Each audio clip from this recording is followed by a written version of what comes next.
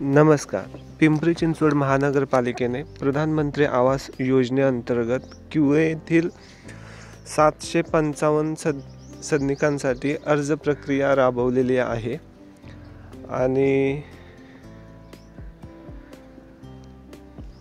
ही अर्ज प्रक्रिया राबवत असताना प्रथम येणाऱ्यास प्रथम प्राधान्य या तत्वावरती या सदनिकांचं डिस्ट्रीब्युशन केलं जाणार आहे. तर यासाठी तुम्हाला झोपडपट्टी निर्मूलन आणि पुनर्वसन विभाग येथे संपर्क करायचा आहे. तिथं एक संमतीपत्र तुम्हाला द्यावं लागणार आहे. तसंच त्यांनी जे डॉक्युमेंट्स मागतील ते डॉक्युमेंट्ससुद्धा द्यावे लागतील. त्याच्यात विशेष असे डॉक्युमेंट्स मागितले जाणार नाही असं वाटतं, कारण प्रथम येणाऱ्यास प्रथम प्राधान्य आहे. त्याच्यामध्ये काही अटी शिथिल असू शकतात. तर या सदनिकांसाठी कोण अर्ज करू शकतं?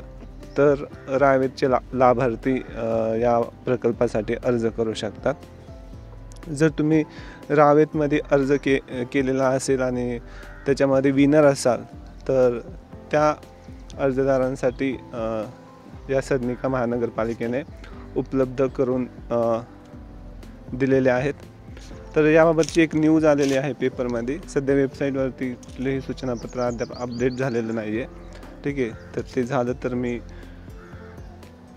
ते आपल्या चॅनलवरती उपलब्ध करून देण्याचा प्रयत्न करेन. तर बघा ह्या न्यूजमध्ये काय आलेलं आहे.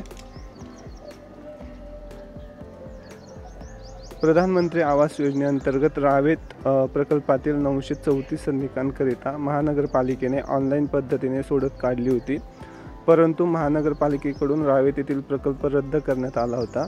मात्र आता रावेत प्रकल्पातील निवड झालेल्या लाभार्थ्यांना आर्थिकदृष्ट्या दुर्बल घटकांतर्गत प्राप्त होणाऱ्या QA येथील सदनिका देण्याचं नियोजन आहे.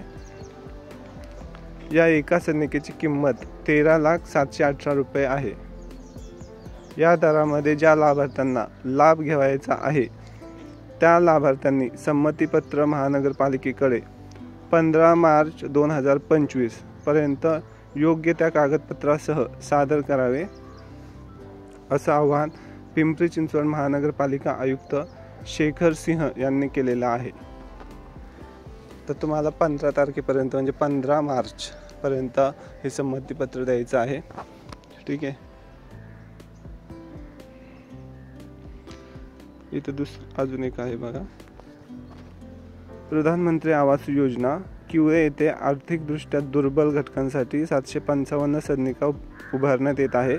या सदनिका आता प्रधानमंत्री आवास योजनेअंतर्गत रावेत प्रकल्पातील निवड झालेल्या पात्र लाभार्थ्यांना देण्यात येणार आहे.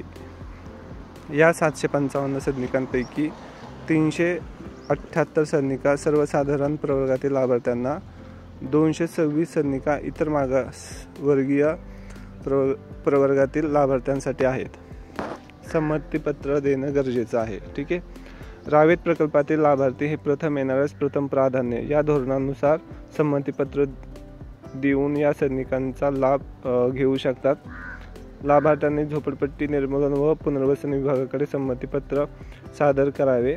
लाभार्थ्यांनी चिंचवडगाव येथील चाफेकर चौकात असणाऱ्या उपायुक्त झोपडपट्टी निर्मूलन व पुनर्वसन विभागाच्या कार्यालयातून घ्यावं.